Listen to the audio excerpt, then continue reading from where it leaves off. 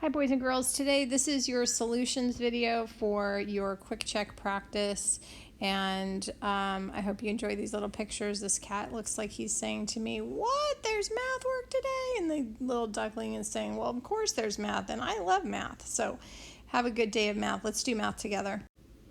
Okay, the recipe says it's a crumb cake. This is a picture of a crumb cake if you don't know what it is. Crumb cake, it has a mix of 3/8 cup brown sugar and 1/3 cup of white sugar mixed together. From the sugar mixture, set aside 1/4 cup for the crumb topping. The remaining sugar mixture is going to make the cake. What amount of sugar mixture is used to make the cake? All right, stop the video and write an equation that you think goes with this problem. All right, this is the equation I wrote. Did you write something similar? The next step is we must find common denominators that go with the denominator 8, 3, and 4. So we need to find the common multiples. Go ahead and pause the video and find the common multiples.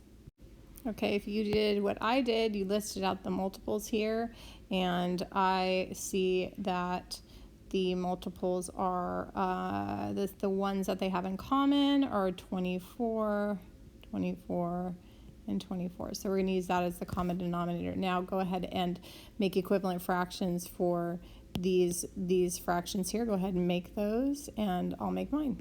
All right, and so I've got my solutions already calculated as far as we all have now common denominators that work for these three fractions. So now we're going to add 9 plus 8. So go ahead and pause the video.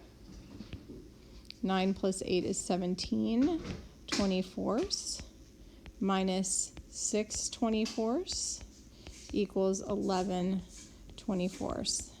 That is your final answer because 11 and 24, they don't share common factors of any kind, and that is the simplest form. All right, I've gone ahead and just calculated the solutions here, but I just want to point out that there's a few of them on number. Let's talk about problem A. So problem A does not, it actually equals 1. So you need to circle all expressions that have a sum of 3/4, okay? So problem A would not be one of those. Problem B happens to have the sum of 3/4. And I'm going to go ahead and highlight the ones that have the one that's 3/4. So there are 3 out of 5 that have 3/4, so you're going to circle those. And the way you knew it was 3/4, I hope, is that 1, 2, 3 all had to be simplified. You had to simplify those fractions, right? And this one, you didn't. It was 3/8, and 3/8 is not 3/4, okay? And this one, you knew 4/4 was 1, I hope. Okay, so we have 3 answers here, and if you have any questions, just shoot me an email. Here are the solutions that I did for these two problems. I got 0 as the answer to this problem here. This I got 0.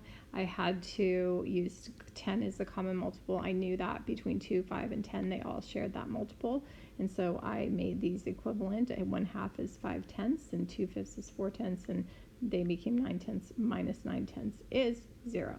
This particular problem, I converted all of them except for this 24. I realized that the common multiple is 24 between the 3 of them. I went ahead and converted all of them first. Then I went and did the subtraction here, leaving me with 13, 24, 23 minus 10 is 13 over 24 plus 4 over 24. And then that gave me 17 24, and 17 is prime number, and you cannot reduce it or simplify it any further. So that is it. All right, in this problem, I went ahead and used a common multiple of 12 for these, and I converted all of them and came up with 8 12ths, 4 12ths, and 3 12ths. And then it was 4 12ths minus 3 12ths got me 1 12th, and then I had 8 12ths brought down. That's 9 12ths. Do I need to simplify? Yes, I do. I did the chip away method where I started with 3 and got 3/4, and that I know is the lowest common fraction. And then here I took 15 was my common multiple. I turned 1/3 into 5/15, and then I added 1/15 to make this 2/15, and I subtracted 2/15 from 5/15, giving me 3/15. Do I need to simplify it? Yes, I do. 3/15 divided by 3/3 is 1/5.